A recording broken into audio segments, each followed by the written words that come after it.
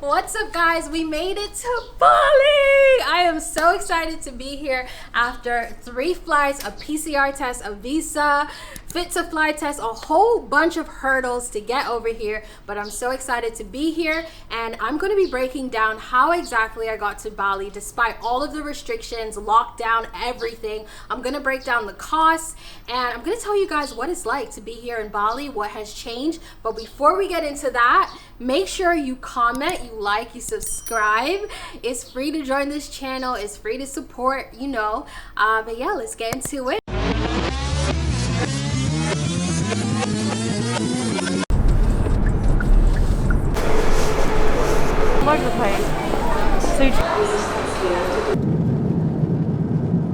What's up, guys? We are in Doha. The airport here is so amazing. It is huge. If you are thinking of using Qatar Airlines, I would highly recommend them simply for this airport. It's just crazy. And we are heading now to our flight to get to Jakarta. I look like I work in a hospital. But yeah, 9 more hours of flight. We have a 9-hour flight ahead of us, and I'm just ready to sleep and ready to get over there. We still have 1 more flight to go after we land in Jakarta, so the journey is not even halfway done, but I'm just so excited and I can't wait to get to Bali. I've been waiting for this for so long, and it's finally here, and everything has been super smooth so far, and I will update you guys as we go along. Yes, we have 1 more flight. We have just landed in Jakarta, and now we are going to go through certain checks. We're going to show our PCR test, our visa, and then we are going to check into our flight to head to Bali. How excited are you? I'm so excited. My feet hurt. It's been a long journey, and it's just going to be worth it. So let's go.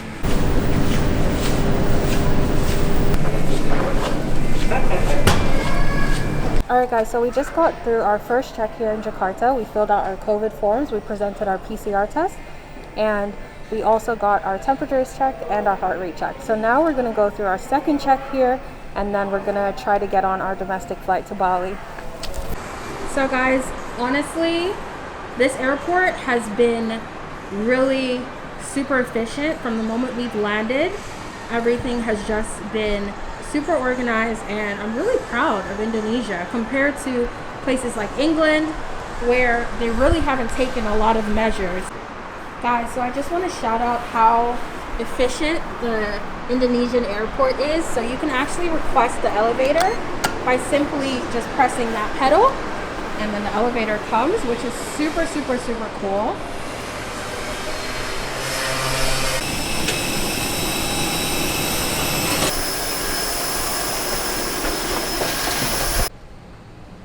Ladies and gentlemen,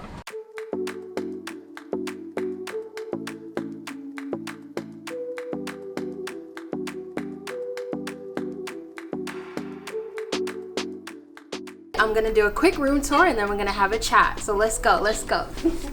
All right guys, so we are staying in Sini V Villas here in Seminyak. This villa is really perfect if you're on honeymoon, if you're coming with your partner, or if you just want a little solo time, self-love vacay, then this is a villa for you. And it's right next to all of the fun things to do here in Seminyak, some cool beach clubs, restaurants, all of that. So I'm gonna show you guys around. First of all, let me show you guys the pool, because the pool here is huge. Okay, let me show you guys.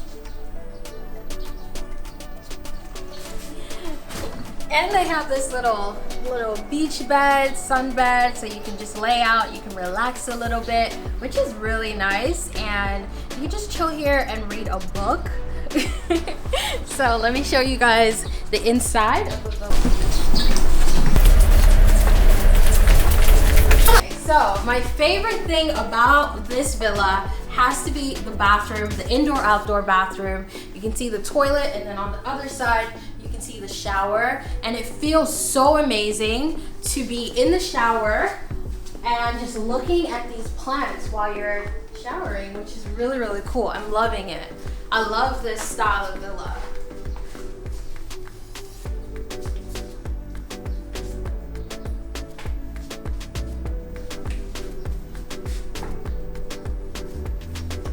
And of course you have the his and hers sinks, which is also super cool.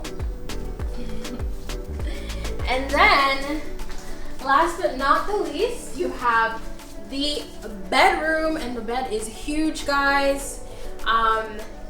Really, really big. I would give this villa an 8 out of 10. Really nice, compact villa. On the other side, you have a wardrobe, which is really cool. Very spacious for 2 people, like I said. So guys, this villa is perfect if you're coming here on honeymoon or a vacation or a solo getaway. I'm loving it. I love how everything is so compact. The service here is really great. They've been so amazing as well. You can order food to your villa. They clean it every day, and you can get actually a candlelight dinner here in the villa. You can also request floating breakfast. You can request for a flower pool. One of my favorite things about this villa has to be the outdoor tub, which is just insane. Such a cool feature to have in the villa.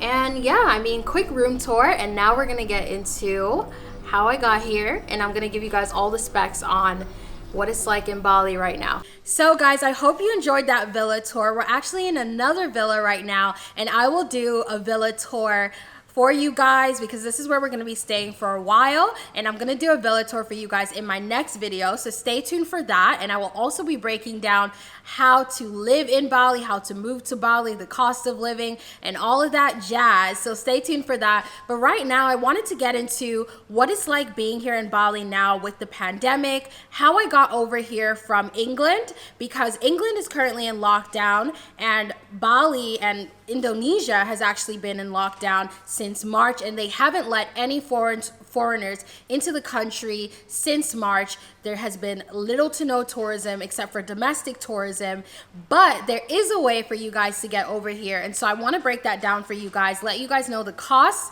of how to get here, the process, and I want to let you guys know what it's like here at the moment. So let's get into that. All right, guys. So first things first, I had to get an e-visa. And right now, this is pretty much the only way for foreigners to be able to enter into Indonesia. And so what I did was I used a company called Bali Legals. I paid $550 to them for the processing fee, and they sorted out everything I needed. All I had to do was make the payment, $550. I also made an additional $50 payment for the visa processing, and then all I had to do afterwards was send them my information, and then they handled everything on their end and sent me back my visa. And it was so simple. I was actually kind of shocked, and I was like, is this actually for real that this is happening? Because everything was so smooth, and I was able to get my visa in less than a week. So I would highly recommend using them. I paid my own coins, okay? So this is not anything sponsored. I would highly recommend them. They were very fast, very efficient. As I mentioned earlier, I paid $550, and this was actually for an expedited visa. So I believe it could actually be cheaper if you opt for a slower visa processing time. So you could actually pay much less, but I wanted to just get it out of the way as soon as possible so that we could head out. And so that's why I paid that much. So that was my first cost, and that was the first hurdle that we had to climb, was getting the visa. After getting the visa, the next thing I had to do was get a negative PCR test, and I also had to get a fit to fly report. Yeah, so I had to get that done. And so what I did was I found a local pharmacy, I believe it was a COVID testing center, and I booked an appointment for that. I believe it cost me £135 for the negative PCR test. Again, I was staying in England for most of the year, and so that's why everything that I'm saying in terms of the COVID testing is in pounds. So I paid £135 for the negative PCR test, and then I paid an additional £5 to get the fit to fly test. And that took me about 2 days for it to process. You do have to do it 7 days before your flight. So you have to kind of time it well so that you're doing it within that 7-day window, but then you're also making sure that you're getting your results ahead of your flight, and you don't want to kind of leave it till last minute to get that done and then not get your your results on time. So that was the second hurdle that I had to climb. After doing all of that, I was ready to go. I got my negative test, thank God. Nowadays, I mean, being COVID free is really a blessing. And so we got that sorted out. And then I had to find a good airline. And the airline that we decided to go with was Qatar Airlines. And I picked this airline mostly because I know it's a reliable airline. And I knew that they weren't canceling a whole bunch of flights. And so the entire process with Qatar Airlines was super easy, super organized as well. And we were actually able to get over here. Hence why I am currently in Bali. When we got to the airport, one thing I will note is make sure you're getting to the airport ahead of time and giving yourself enough time to make sure that, you know, if anything comes up, you have enough time to sort that out before getting on your flight. You don't want to leave things till last minute and then end up missing your flight. When we got to the airport, we actually had to wait for 30 minutes before we could check our bags in and head to the gate, because they had to call up Jakarta and make sure that our visa was actually valid and that we were able to fly and head over there. And so that took that was a 30-minute wait. And once we got through that, we were able to board the flight, and then everything else from there was really smooth. Qatar Airlines also provided us with face shields, which I thought was pretty cool. The flight was also very empty. I believe there were not even more than 12 people on that flight, but regardless, they do adhere to the social distancing measures, and so a lot of the seats are blocked off. When you try to book the seats online, you can't book a seat next to someone else, which I think is really cool as well. So we flew from London to Doha, and then from Doha to Jakarta. Now, something I need to mention to you guys as well is that you cannot directly fly from anywhere in the world to Bali. All flights into Indonesia are being processed through Jakarta. So guys, once we got from Doha to Jakarta, we were on our second flight, and the process in Jakarta was pretty smooth. There were a lot of checkpoints that you have to get through. So another tip for you, if you're traveling to Bali during these times with this visa situation, is make sure you're printing out multiple copies of your e-visa and your fit to fly test and your PCR test, because they're going to request it at multiple checkpoints, and you want to make sure that you have multiple copies available so you can give it to them. And so once we got there, we had our first checkpoint, and they asked us for our fit to fly test, our PCR test, and then they took our temperature. They also took, I think, our heart rate again, and then they recorded all of that, and then they let us get to the next level. And guys, I'm losing my train of thought. So they let us get to the next stage. The next stage, we had to present our fit to fly test and PCR test again. They checked out all of our documents to make sure that everything was legitimate, asked us a couple questions, and then the next checkpoint we went through again, we had to present our e-visas and make sure everything in terms of immigration, passports were good. And then after that, we were able to head out and get our bags. And that was from there, that was really smooth. We did have, I believe, 2 more people ask us for our fit to fly test and our COVID PCR test again, but those were just brief checkpoints. They just glanced over it and then they let us move on. So after landing in Jakarta, getting our bags, we had to then fly from Jakarta to Bali, the last flight, flight number 3. And that flight was, obviously we had to head from the international airport to the domestic airport. We used an airline called Batik Air, and the flight was actually nice.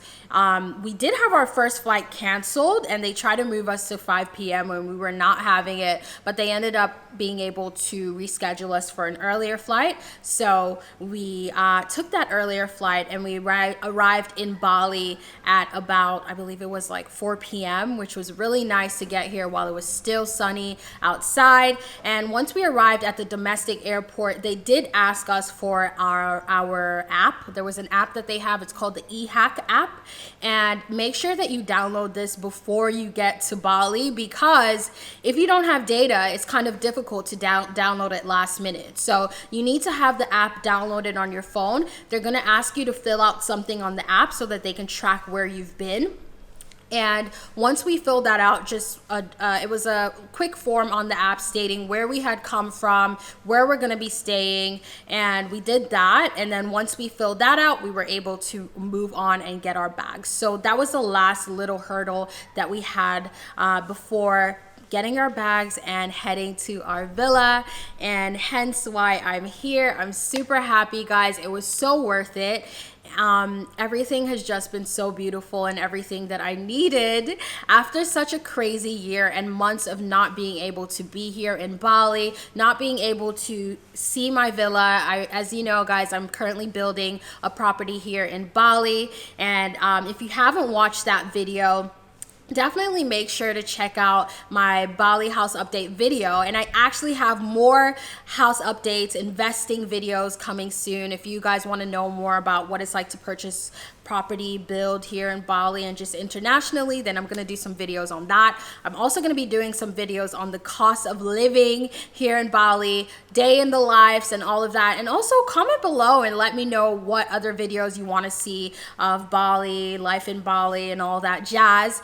But I want to quickly get into what it's like here in Bali now with the pandemic. I'll briefly touch on that. I will say that a lot of businesses are closed right now.